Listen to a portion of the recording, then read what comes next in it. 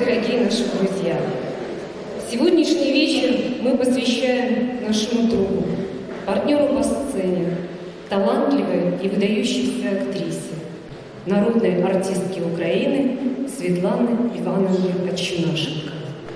Вот сквер, пройдем же до конца, найдем любимейшую дверь, за ней ряд кресел золоченных, куда со восторгом обреченных внесем мы груз своих потерь. Какая музыка была!